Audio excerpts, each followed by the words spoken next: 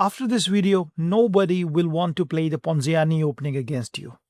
Hi, this is Dr. Siddharth Yadav, and in this episode of Chess for Pandas, we are looking at the final chapter of the Vukovic Gambit, which will finally put the Ponziani opening to sleep. So, without further ado, let's get into it. So, here we go. After the moves e4, e5, knight f3, knight c6, c3, we are in the Ponziani opening territory, and I recommend that we play knight f6. The most common move here is d4, after which we take the central pawn with knight takes e4, d5, which is attacking our knight, but now we play bishop c5, completely disregarding the knight, sacking it. And we looked at a lot of the other moves in this position in the previous chapter. So if you haven't looked at that, go back to the previous chapters and you can have a look at all the other moves that white can play here. Here we are looking at after d takes c6, where white accepts the challenge. We go bishop takes f2 check, king e2, and then bring back the bishop to b6. Even here we looked at plenty of moves, things like pawn takes d7, pawn takes b7, bishop to e3, and all of that. So for that, you can go and look at the second video in this series. But today we are going to talk about the most critical move, which is queen to d5. Now, queen d5 has two obvious threats. The first threat is to capture the knight. The other threat is to take the pawn on b7 and actually fork our bishop and rook. So this threat has to be dealt with. And what do you do in this kind of position? Well, knight to f2.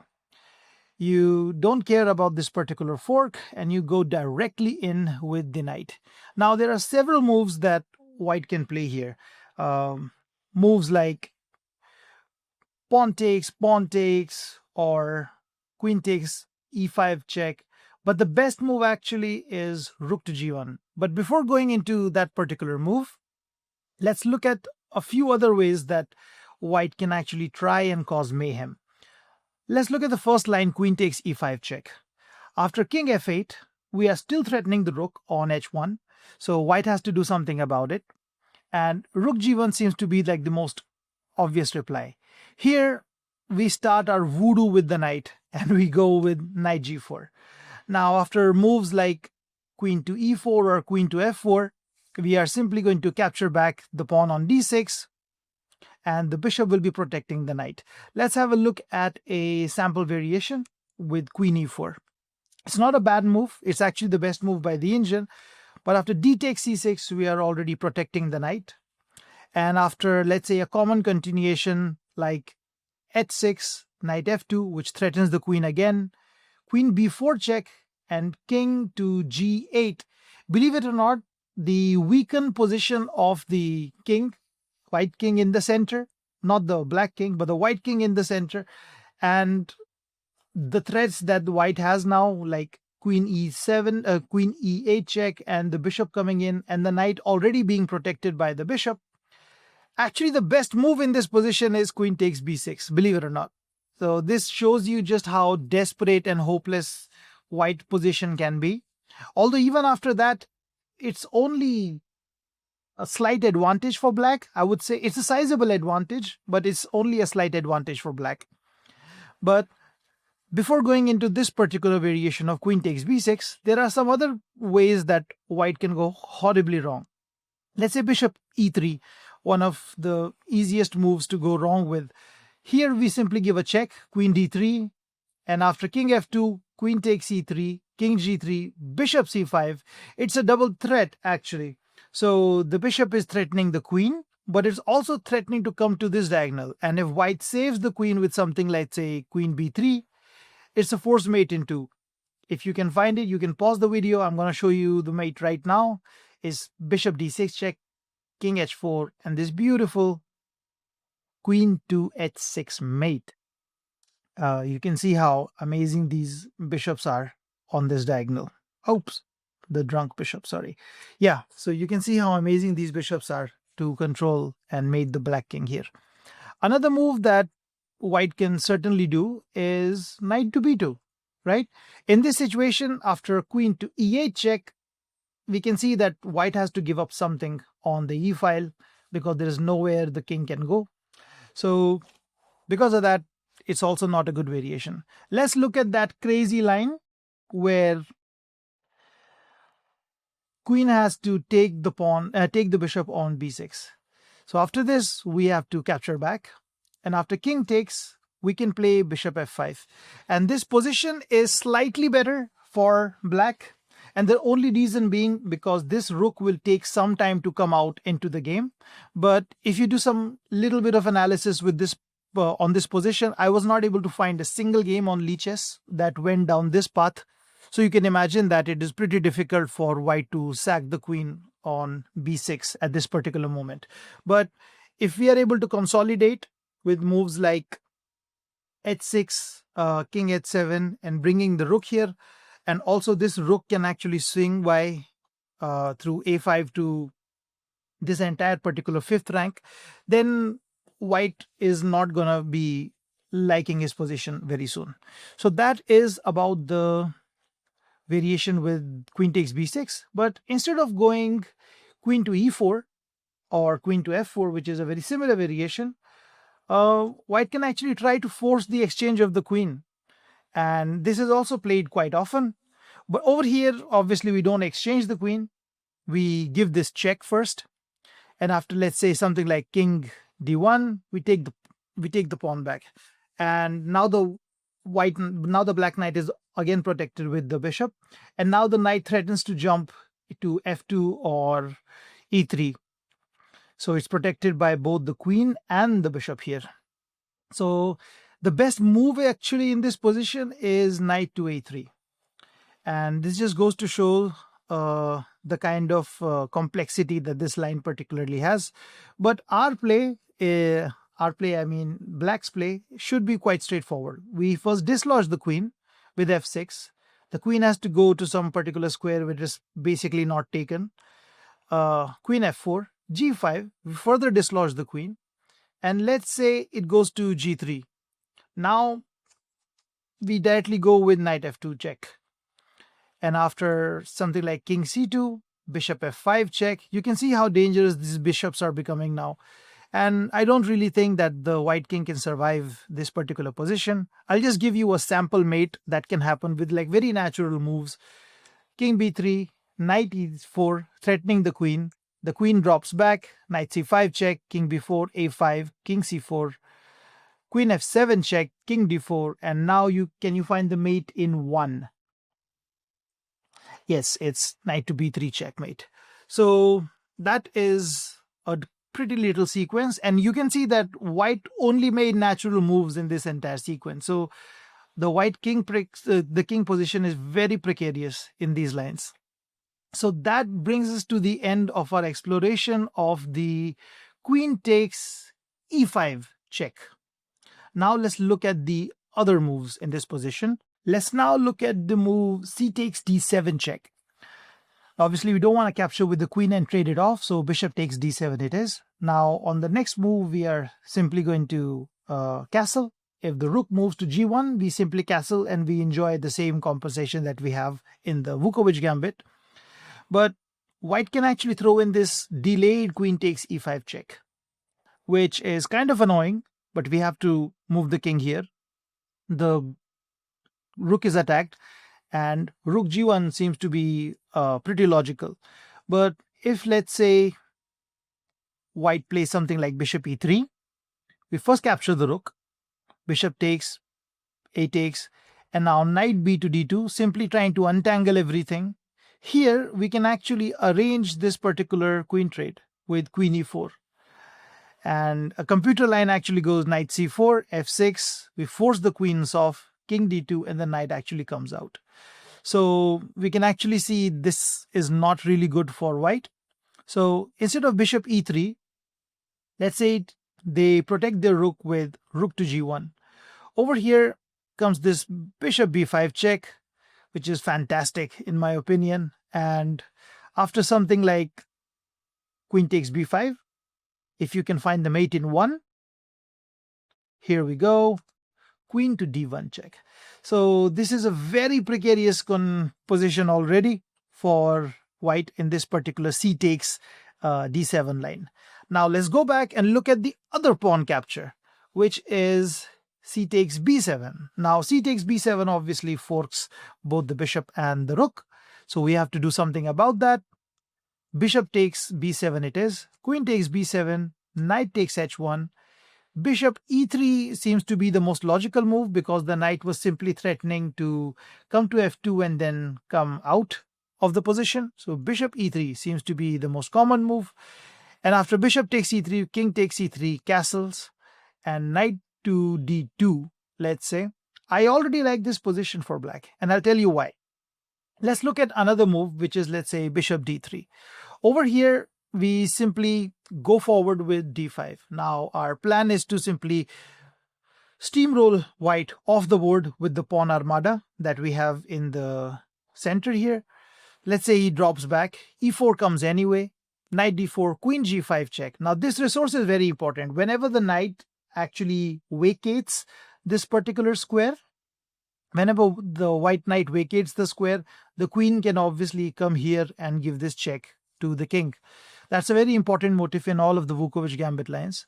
After something like queen e2, queen takes g2, you can already see the king won't survive this position. A sample line can go like king d1, queen f1 check, keep checking the guy, king d2, e3 check, a clear and sacrifice.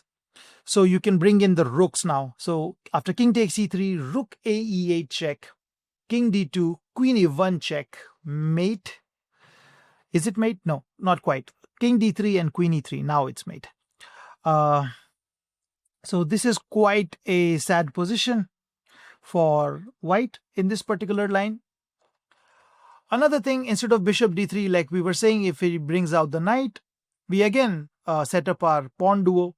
And after something like bishop b5, now white is actually threatening to win the knight here. Here comes our pawn armada again.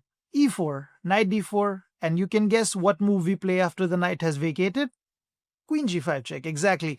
And after king e2, queen g2, we enter the same kind of a theme song, but here the mate will take a little bit more time.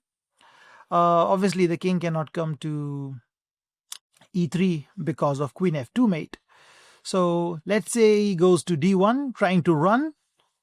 We keep pushing the pawns, knight b3, c5, keep harassing the knights and all the minor pieces with just the pawns. Our king is pretty safe here on g8, and all our pieces are ready to come into the action, while you can already look at how pathetic the white monarch is.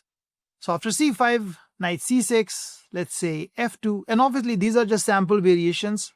You'll have to, they're not exhaustive by any means, but you can just see the flavor of the position and how sad it is that white has to go through this entire onslaught, considering that they wanted to play a pretty tricky Ponziani opening.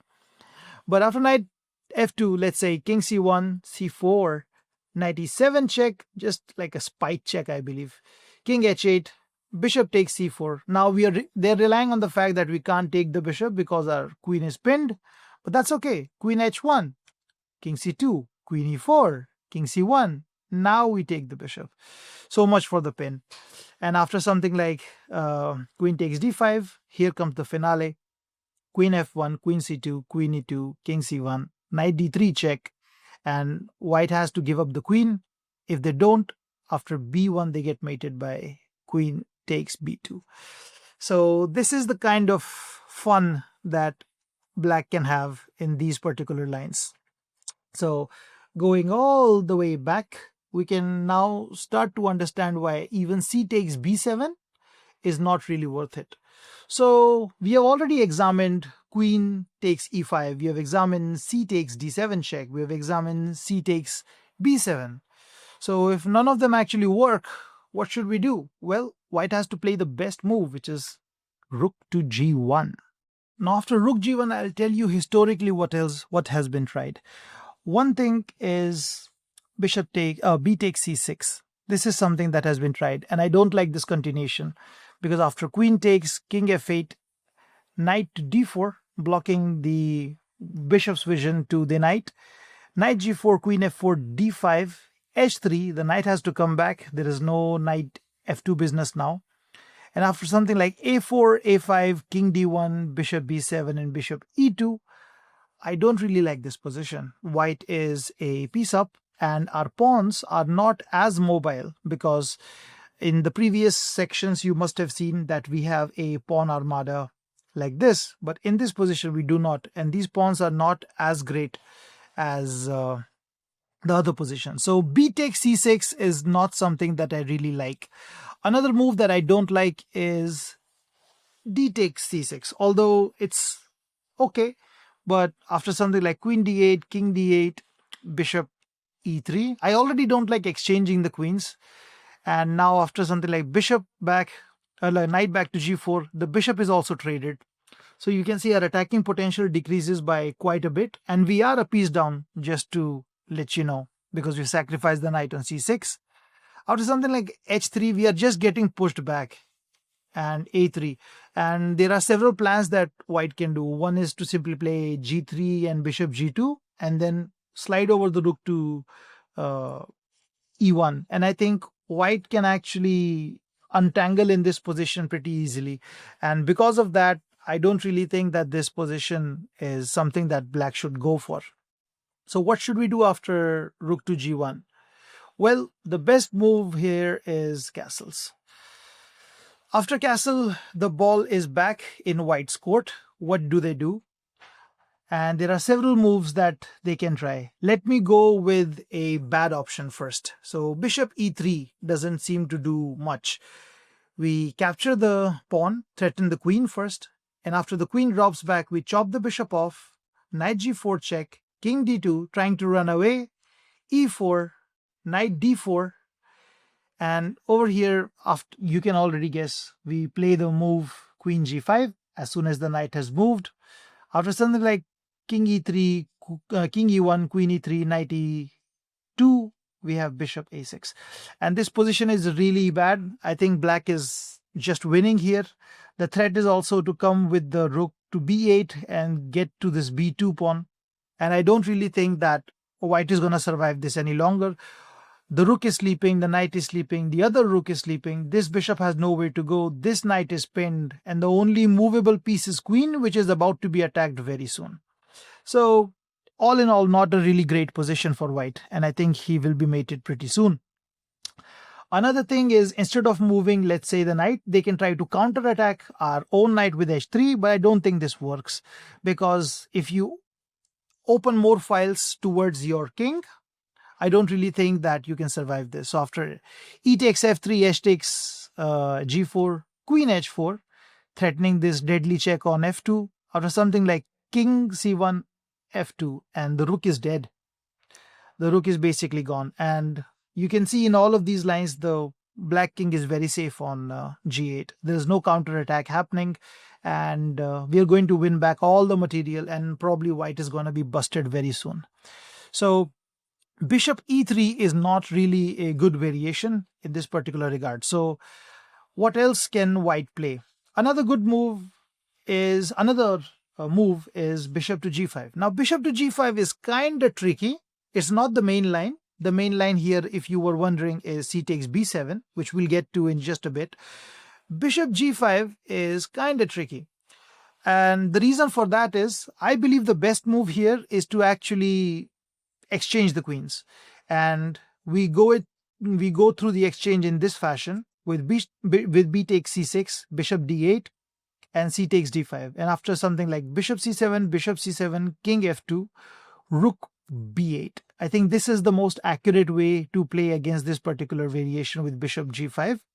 I suppose after this survey that we are doing, it might gain in popularity. I've already seen a few games on it on online chess like Lichess and chess.com, but I suppose this variation is much better than the other things that white sometimes does.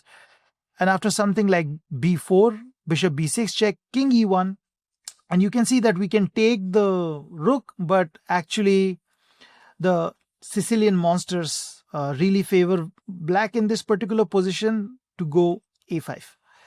And a5 is a very sneaky little move. It actually threatens to open up basically dissolve this pawn mass on b4 and c4, and then invade with the bishop on this particular diagonal.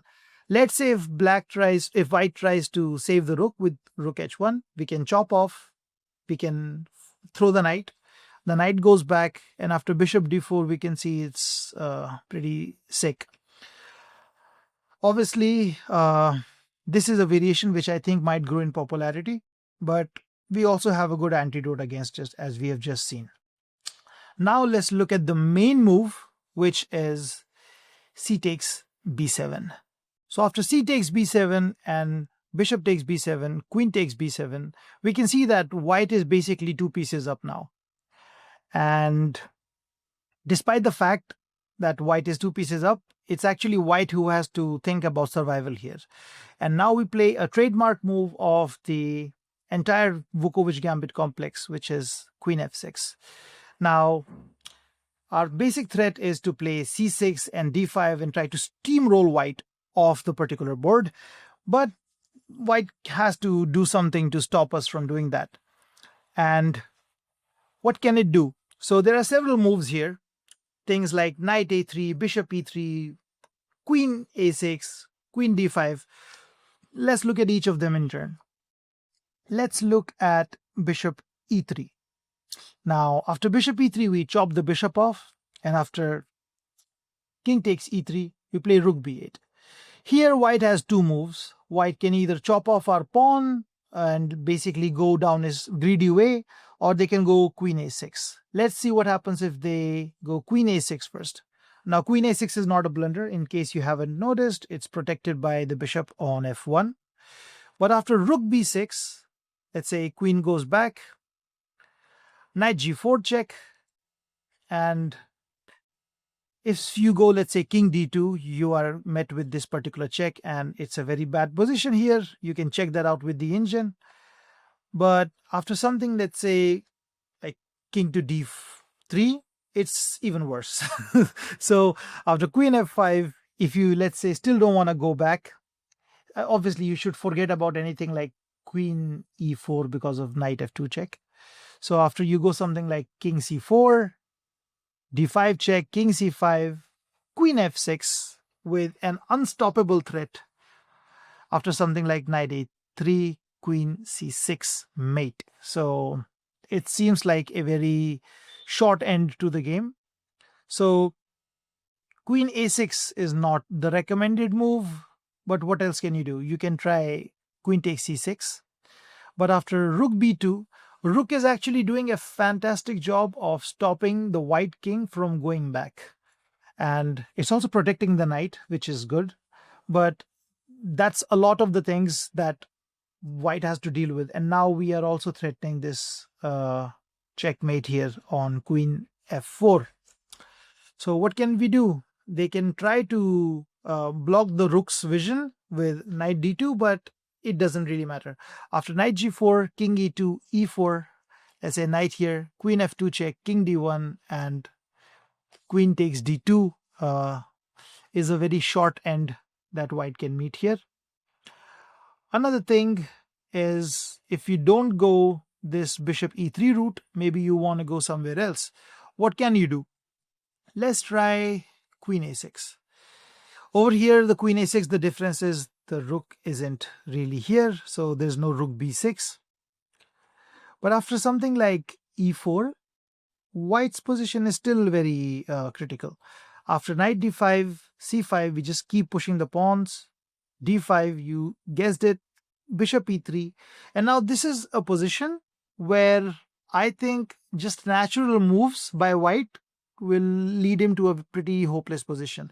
Let's say after knight g4, knight d2 seems like a very logical move. You're developing one of your minor pieces.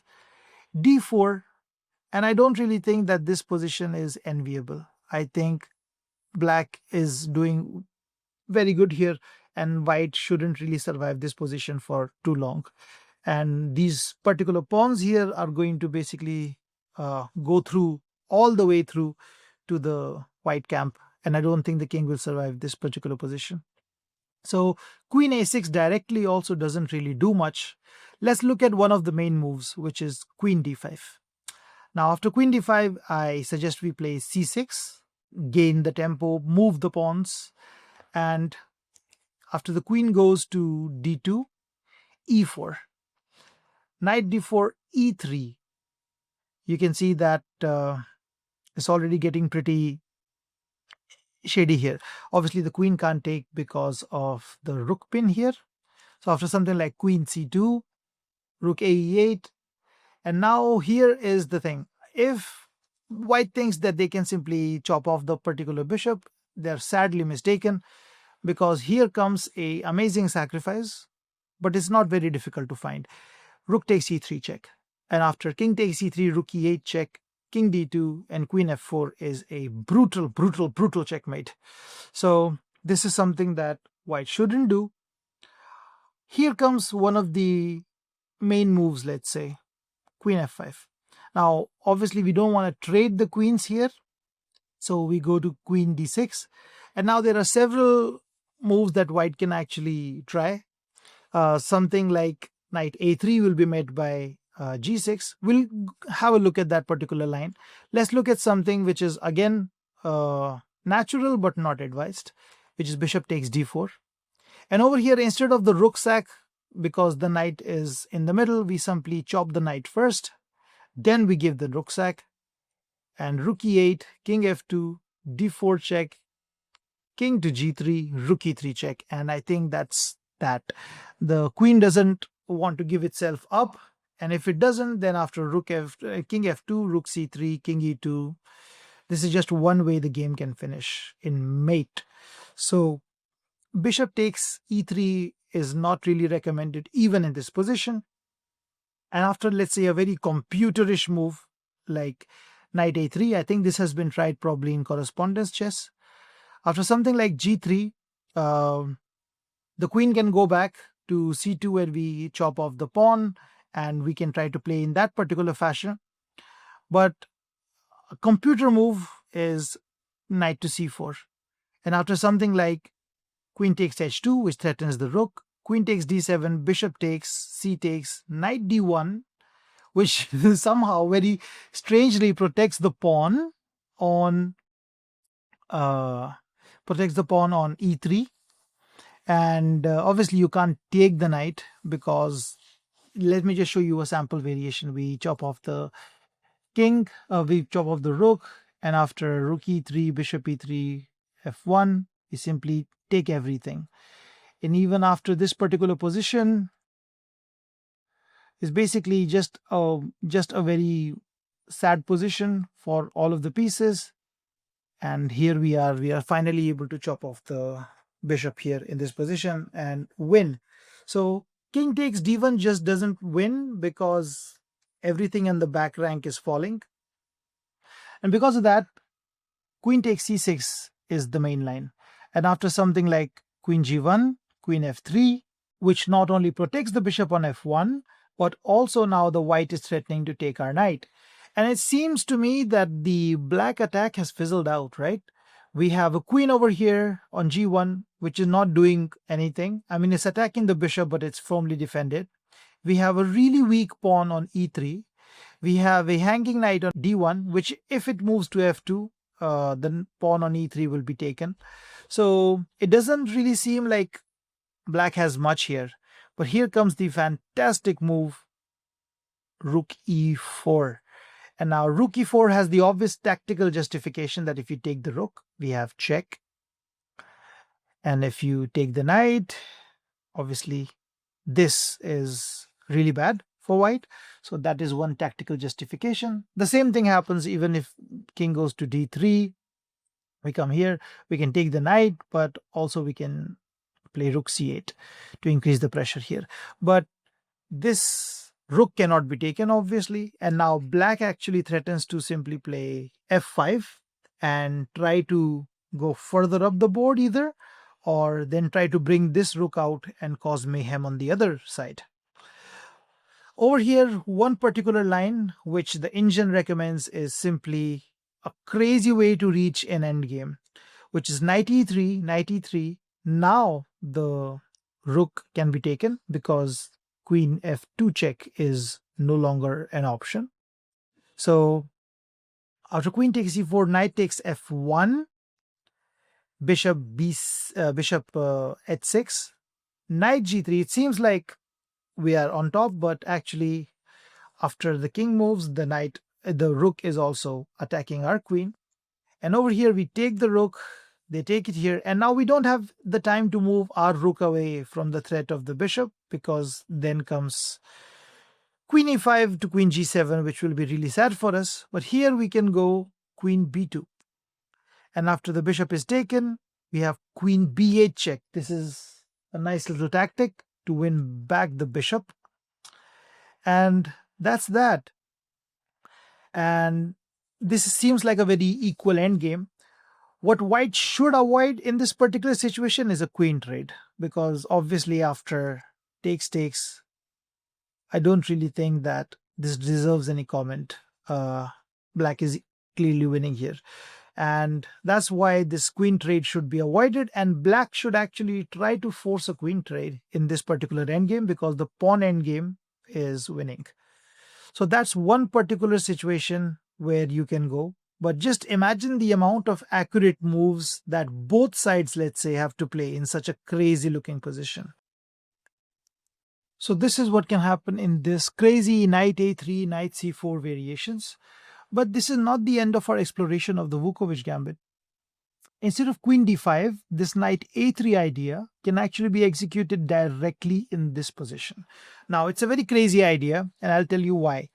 After e4, the obvious move seems to be knight d4, where after knight g5, we're threatening a check on g2.